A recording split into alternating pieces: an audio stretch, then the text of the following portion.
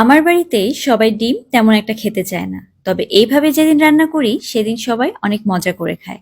আজকে আপনাদেরকে ডিমের এমন একটা রেসিপি শেয়ার করব যেভাবে ডিম রান্না করলে আগের খাওয়া সব ডিম রান্নার স্বাদ ভুলে যাবেন। এর জন্য শুরুতেই আমি এখানে ডিমটাকে ভেজে নিব। তার জন্য একটু তেলের মধ্যে লবণ আর হলুদ নিয়ে তারপর আমি সেদ্ধ করে রাখা ডিমগুলোকে দিয়ে দিচ্ছি। আর এভাবে কিন্তু ডিমটা ভেজে নিলে খুব সুন্দর একটা রং আসে।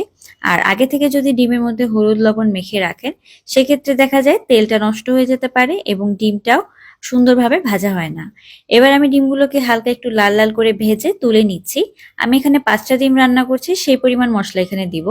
সব গোটা মশলা, তার সাথে তেজপাতা এবং গোটা জিরা দিয়ে দিয়েছি। হালকা একটু ভেজে নিয়ে এখানে মিহি করে কেটে রাখা পেঁয়াজের কুচি দিয়ে দিলাম। অবশ্যই পেঁয়াজটাকে কিন্তু একটু ছোট ছোট করে কাটতে হবে, তাহলে কিন্তু এই রান্নার স্বাদ ভালো আসবে। এখন দিয়ে দিচ্ছি গোটা রসুন। এই গোটা রসুনগুলোকে পেঁয়াজের সাথে কিছুক্ষণের জন্য একটু ভেজে নিতে হবে। আর এই পর্যায়ে দিয়ে দিচ্ছি আমি টমেটো। এখানে 2টা ছোট সাইজের টমেটো নিয়েছি আর টমেটোর বিচিগুলো আমি ফেলে দিয়েছি। বীজ ছাড়া টমেটোটাকে ঠিক এভাবে ছোট ছোট করে কেটে আমি দিয়ে দিলাম। পেঁয়াজ আর টমেটো কিন্তু একই সাইজ করে কেটে নিতে হবে। কিছুক্ষণের জন্য একটু কষিয়ে নিয়ে তারপর আদা বাটা এবং রসুন বাটা দিয়ে দিচ্ছি 1/2 চা মতো। এই মশলাগুলোকে এখন কিছুক্ষণের জন্য ভাজতে হবে, যেন আদা রসুনের যে কাঁচা গন্ধটা সেটা চলে যায়।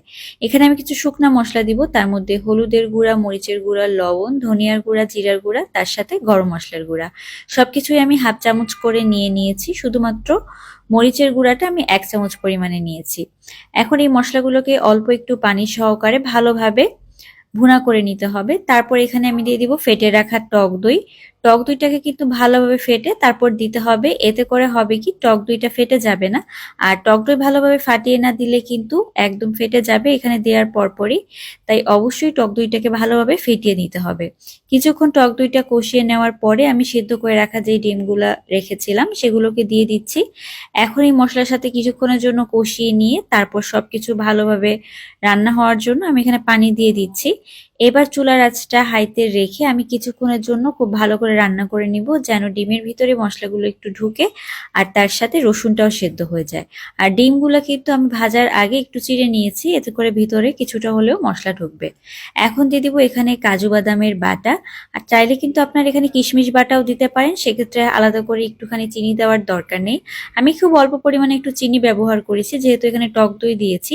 চিনিটা দিলে কিন্তু স্বাদটা বেশ ভালো আসবে। এখন একটু কষিয়ে নেওয়ার পালা। আর একটু কষানো হয়ে গেলে যখন তেলটা উপরের দিকে হালকা করে ভেসে উঠবে, তখন এখানে চিড়ে রাখা কাঁচামরিচ দিয়ে দিচ্ছি। আর কাঁচামরিচের ভিতরে যে বীজগুলো সেগুলো কিন্তু ফেলে দিয়েছি, এতে করে কিন্তু ঝাল হবে না, কিন্তু সুন্দর একটা ফ্লেভার আসবে। হালকা করে অল্প সময়ের জন্য আমি রান্না করে নিয়েছি, 2-1 মিনিটের জন্য। এখন তেলটা উপরে উঠে আসলে কিন্তু তৈরি হয়ে যাবে মজাদার ডিমের মালাইকারি। আশা করি রেসিপিটি অনেক ভালো লেগেছে। আল্লাহ হাফেজ।